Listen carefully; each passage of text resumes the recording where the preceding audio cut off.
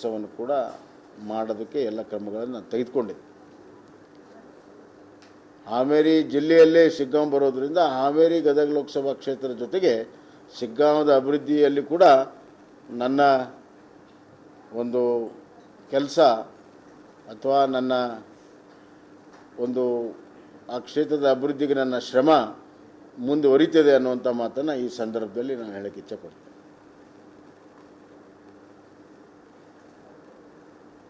ಪಾರ್ಲಿಮೆಂಟ್ನಲ್ಲಿ ಕರ್ನಾಟಕದ ವಿಚಾರ, ಕರ್ನಾಟಕದ ಅಭಿವೃದ್ಧಿಯ ವಿಚಾರ, ಕರ್ನಾಟಕದ ಅಂತರ್ಜಲ ವಿವಾದಗಳು, ನೀರಾವರಿ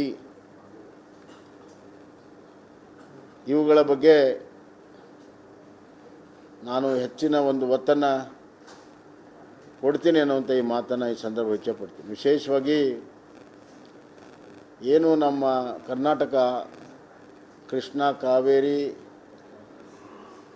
ಮತ್ತು ಮಹದಾಯಿ ಹಲವಾರು ಯೋಜನೆಗಳು ಏನು ಅಂತರ ರಾಜ್ಯ ಜಲ ವಿವಾದದಲ್ಲಿ ಸಿಕ್ಕಾಕೊಂಡಿದ್ದಾವೆ, ಅವುಗಳಿಗೆ ಒಂದು ಪರಿಹಾರ ಕಂಡುಕೊಳ್ಳುವಂಥ ಪ್ರಾಮಾಣಿಕ ಪ್ರಯತ್ನಗಳನ್ನು ನಾನು ಮಾಡುವಂಥ ಕೆಲಸವನ್ನು ನಾನು ಮಾಡ್ತೇನೆ ಅನ್ನುವಂಥ ಮಾತನ್ನು ಈ ಸಂದರ್ಭ ಹೇಳಕ್ಕೆ ಇಚ್ಛೆಪಡ್ತೇನೆ.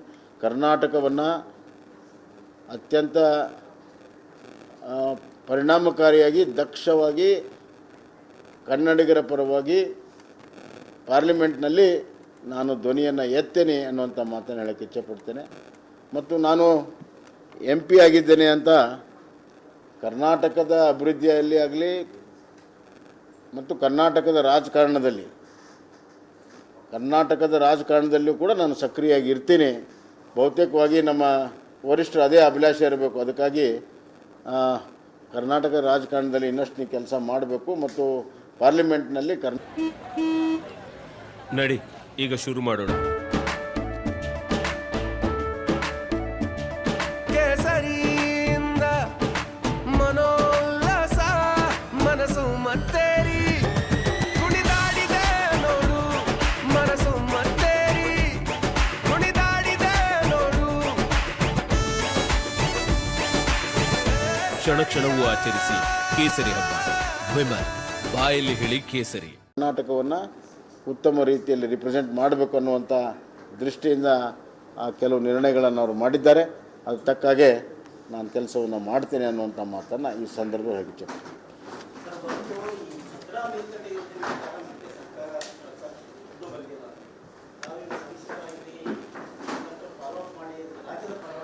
ನೋಡಿ, ಭದ್ರಾ ಮೇಲ್ದಂಡೆ ಯೋಜನೆಯ ಸಲುವಾಗಿ ನಾನು ಹಿಂದೂ ಕೂಡ ಹೇಳಿದ್ದೇನೆ, ರಾಜ್ಯ ಸರ್ಕಾರ ಸರಿಯಾದ ರೀತಿಯಲ್ಲಿ ಪ್ರಪೋಸಲನ್ನು ಕಳಿಸಬೇಕು.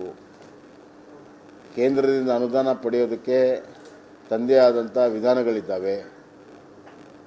ಅದನ್ನು ಸಂಪೂರ್ಣವಾಗಿ ಪ್ರಪೋಸಲನ್ನು ನಿಯಮಾನುಸಾರ ಕಳಿಸಿ ಜಲಸಂಪನ್ಮೂಲ ಇಲಾಖೆಯಲ್ಲಿ ಮತ್ತು ಜಲ ಆಯೋಗದಲ್ಲಿ ಅನುಮೋದನೆಯನ್ನು ಪಡೆದು ಕೇಂದ್ರ ಹಣಕಾಸಿನ ಇಲಾಖೆಯಲ್ಲಿ ಅನುಮೋದನೆಯನ್ನು ಪಡೆದಾಗ ಮಾತ್ರ ಹಣ ಸಿಗ್ತದೆ.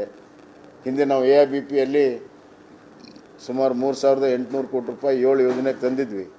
ಸುಮಾರು 6 ತಿಂಗಳ ಕಾಲ ಎಂಟೈರ್ ಚೀಫ್ ಇಂಜಿನಿಯರಿಂದ ಹಿಡಿದು ಎಲ್ಲ ಟೀಮ್ ದಿಲ್ಲಿಯಲ್ಲೇ ಇಟ್ಟಿದ್ದೆ ನಾನು. ಏನೇ ಕ್ವೇರಿ ಬಂದರೆ ಅಲ್ಲೇ ಅವ್ರಿಗೆ ರಿಪ್ಲೈ ಕೊಡಬೇಕನ್ನುವಂಥ 6 ತಿಂಗಳು ಅಲ್ಲೇ ಇದ್ದು ಆ 7 ಯೋಜನೆಗಳಿಗೆ 3,800 ಕೋಟಿ ರೂಪಾಯಿ ನಾನು ತಂದಿದ್ದೇನೆ. ಆ ಅನುಭವ ನನಗಿದೆ. ಆ ಅನುಭವವನ್ನು ರಾಜ್ಯದ ಪರವಾಗಿ ಬಳಕೆ ಮಾಡ್ತೇನೆ.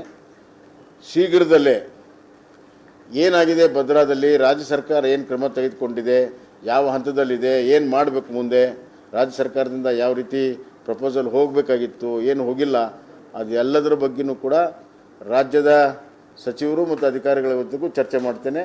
ಮತ್ತು ಕೇಂದ್ರದ ಜಲ ಸಂಪನ್ಮೂಲ ಇಲಾಖೆಯಲ್ಲೂ ಕೂಡ ಚರ್ಚೆ ಮಾಡಿ ಅದೇನು ಬಜೆಟಲ್ಲಿ 5,000 ಕೋಟಿ ನಮ್ಮದು ಏನು ಹಣ ಇತ್ತು ಅದು ಪಡ್ಕೊಳ್ಳೋದಕ್ಕೆ ಎಲ್ಲ ರೀತಿಯ ತಾಂತ್ರಿಕವಾಗಿ, ಕಾನೂನಾತ್ಮಕವಾಗಿ ಕ್ರಮಗಳನ್ನು ಏನು ತೆಗೆದುಕೋಬೇಕೋ ಎಲ್ಲವನ್ನು ನಾವು ಮಾಡ್ತೀವಿ. ನ್ಯಾಷನಲ್ ಪ್ರಾಜೆಕ್ಟ್ ಅಂತ ಅನೌನ್ಸ್ ಆಗಿರಲಿಲ್ಲ. ಅದು ನ್ಯಾಷನಲ್ ಪ್ರಾಜೆಕ್ಟ್ ಆಗಬೇಕು ಅನ್ನುವಂಥ ದೃಷ್ಟಿಯಿಂದ ನಾವು ಎಲ್ಲ ಕ್ಲಿಯರೆನ್ಸ್ಗಳನ್ನು ಪಡ್ಕೊಂಡಿದ್ದೀವಿ. Project clearance, socio economic clearance, environmental clearance, forest clearance, MOF clearance ಎಲ್ಲವನ್ನು ಪಡ್ಕೊಂಡು ಸಿದ್ಧ ಮಾಡಿದ್ದೀವಿ. ಆದರೆ ಯಾವುದೇ ರೀತಿಯ ನ್ಯಾಷನಲ್ ಪ್ರಾಜೆಕ್ಟ್ ಅಂತ ಯಾವುದೇ ರಾಜ್ಯದಲ್ಲಿ ಕೂಡ ಇವತ್ತವರೆಗೂ ಅನೌನ್ಸ್ ಮಾಡಿಲ್ಲ. ಆದರೆ ವಿಶೇಷ ಅನುದಾನ 5,000 ಕೋಟಿ ನಮ್ಮ ಮನವಿಯ ಮೇರೆಗೆ ನಿರ್ಮಲಾ ಸೀತಾರಾಮನ್ ಅವರು ಮೋದಿಯವರ ಒಂದು ಒತ್ತಾಸೆದಂತೆ ಹಿಂದಿನ ವರ್ಷದ ಬಜೆಟಲ್ಲಿ ಇಟ್ಟಿದ್ದರು. ಆದರೆ ಈ ಸರ್ಕಾರ ಅದನ್ನು ಪಡ್ಕೊಳ್ಳೋದ್ರಲ್ಲಿ ವಿಫಲವಾಗಿದೆ.